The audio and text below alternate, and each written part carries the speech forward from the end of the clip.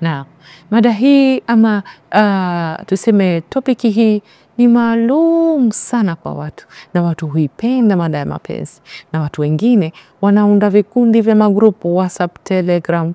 Na jamani, tusizungumzie mapenzi. Mapenzi hayaruhusiwi katika grupu hili. Tuzungumze tu kuhusu masala mahususi ya biashara. Hatukatai, lakini wenyewe wanasema mapenzi yana run dunia. Na si kama tunasema mapenzi ya mume na mke, hapana. Katika sehemu ya kwanza tunakwenda kuzungumzia mapenzi ya wazazi. Watu wengi tumesahau kama sisi tulizaliwa, na watu wengi tumesahau kwamba wazazi ndo tiketi yetu ya kwenda peponi ama motoni. Na wazazi wengi tumesahau kwamba tuna jukumu la ulezi. Utakuta baadhi ya wazazi wengi ambao tuko nao katika zama hizi ni wakutuhimiza tuwatendee wema sisi watoto wao, lakini wao hawatutendei wema. Wakituomba fedha wanataka wakati huo tuwe naye. Hatulalamiki kwa sababu ni wazee wetu, lakini ninataka kuwafundisheni leo, ikiwa umekumbana na changamoto ya mzazi kukuomba yale ambayo yako nje ya uwezo wako, usisikitike, kwa sababu si wewe peke yako. Tupo wengi ambao inabidi tushinde vita ambavyo wazazi wetu walishindwa.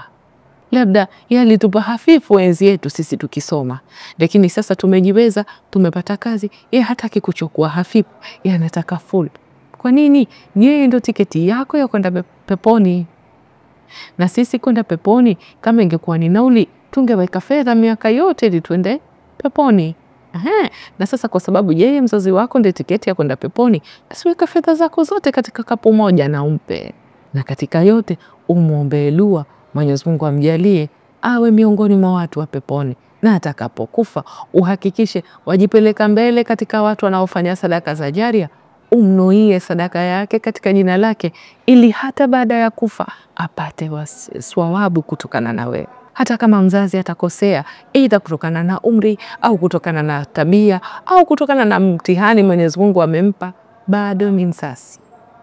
Mwenyezi Mungu anasema vipi katika surat Al-Isra, sura namba 17 aya 23? Anasema Mola wako ameamrisha kuwa msiabudu yeyote isipokuwa yeye tu, na wazazi wawili na muwatendee wema. Hajasema wazazi hao watawatendeni wema, nyinyi ndio muwatendee wema. Na mmoja wao akifika uzee, naye yuko kwako, huyo mzee yupo kwako aishi na wewe, au wote wawili, basi usimwambie wala usiwakemee. Nasema nao kwa maneno mazuri kabisa. Muwahurumie na muwatendee wema. Na wakiwa wapo kwako na wakafika umri wa uzee kwamba wanakusumbua, basi usiseme na zaidi yoyote usiwakemee, na uwahurumie na useme nao maneno. Kwa nini Mwenyezi Mungu amesema tuwatendee wema? Kwa nini hajasema sisi watutendee wema? Kwa sababu sisi tunawahitaji zaidi, sisi tunawatamani zaidi, wao ni muhimu kwetu zaidi kuliko hata sisi wenyewe. Katika hafla hii, lini utasimama kumwombea mamako? Lini utasimama umwombee babako? Lini utakaa umshukuru babako? Je, baada ya hafla hii katika Eid utawakumbuka? Je, utakwenda kusema nao? Utakwenda kusherekea nao Eid? Je, mama yako atapata kanga ya kuswalia Eid kutoka kwako? Je, utamnunulia baya? Je, utanunua kanzu ya babako? Katika yote ni lazima tuwe makini. Katika yote tunayofanya lazima tuwe makini. Watatukosea na wanaposa sana, alhamdulillah. Lakini tumeshaambiwa usiwakemee na useme nao maneno. Ninataka hiki. Unaweza unatembea, sawa baba mama, nimesikia nitafanya, basi. So uanze kulaumu, kushutumu, ukarahisha watu nafsi, usema humu unanionea, ho. Mother this, mother that. Wapo watu miongoni mwetu ambao wanalia hawana wazee, ambao wao wamezaliwa yatima mpaka leo hawana mtu wa kumpa 5,000. Wapo wengine wamesoma kwa bidii wakafika level ambaye sasa ataka kusaidia mama zao, anataka kusaidia baba zao, lakini ile siku ambao anapata mshahara wake wa kwanza, babake akafariki, mamake akafariki. Hana mtu wa kumpa mshahara wake wa kwanza, hana mtu wa kumpa shukurani kwa kusomeshwa. Hawa wafanye nini basi? hawa wao wafidie katika yatima na maskini. Lakini watu kama hawa wenye hamu ya kuvalisha mama zao, na wewe mama yako wamtukana, wewe utakuwa katika nafasi gani?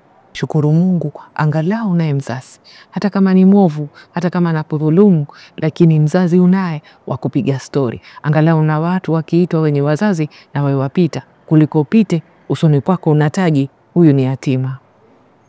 Shukuru Mungu na umwombe Mungu awape walezi wako uhai, waishi na wewe, waketi na wewe, na waugue wauguze, na ikibidi uwazike. Na katika hafla hii kuwakumbuke, waende kula nao sikukuu, wapelekee vitu vya sikukuu, upeleke fedha ya sikukuu, waftari vizuri, waishi vizuri.